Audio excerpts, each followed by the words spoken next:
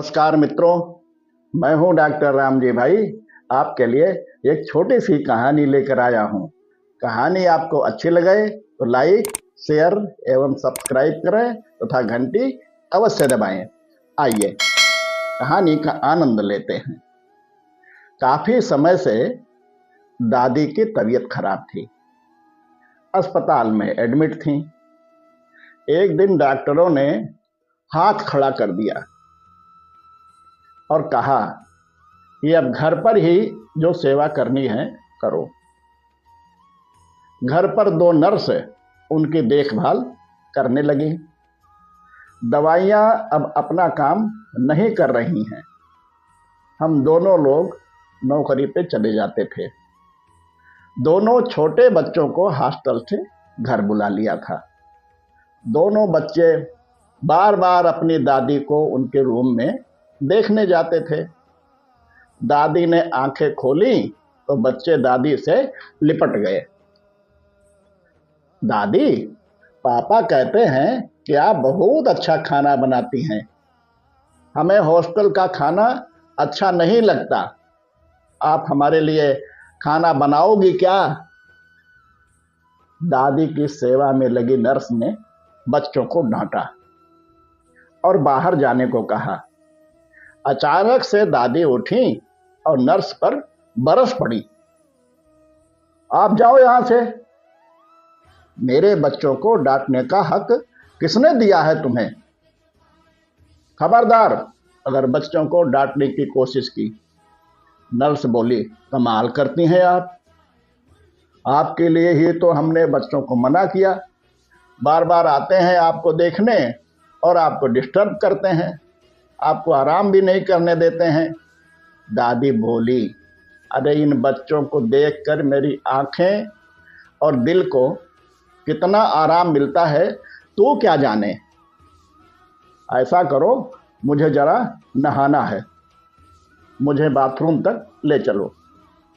Nurse हैरान और अवाक थी।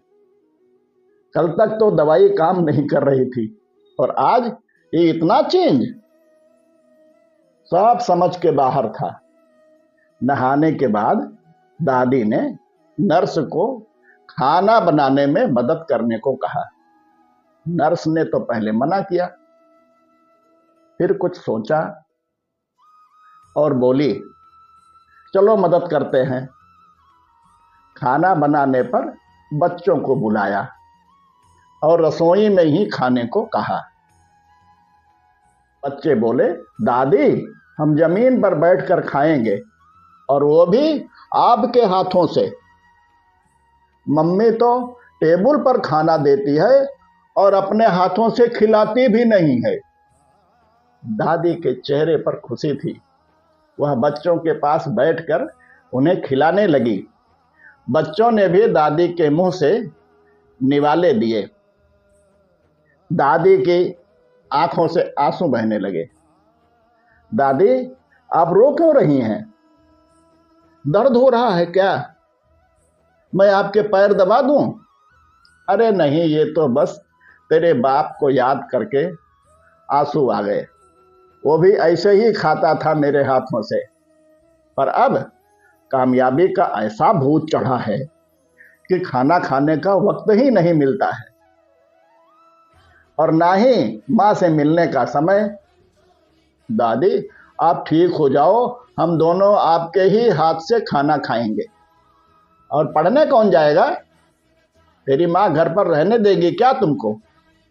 दादी, अब हम नहीं जाएंगे, यहीं रहकर पढ़ेंगे। दादी ने बच्चों को सीने से लगा लिया। नर्स ने इस इलाज को कभी पढ़ा ही नहीं था जीवन में। अनोखी दवाई थी ये, अपनों का साथ हिल मिलकर रहने की। दादी ने नर्स को कहा, आज के डॉक्टर और नर्स क्या जाने कि भारत के लोग 100 साल तक निरोगी कैसे रहते थे। छोटा सा गांव, सुविधा कोई नहीं, हर घर में गाय, खेत के काम, कुएं से पानी लाना, मसाले कूटना, अनाज दलना, दही बिलोना, मक्खन निकालना, एक घर में कम से कम 20 से 25 लोगों का खाना बनाना, कपड़े धोना, कोई मिक्सी नहीं था, कोई वॉशिंग मशीन या कुकर भी नहीं था, फिर भी जीवन में रोग हमारे पास नहीं आते थे।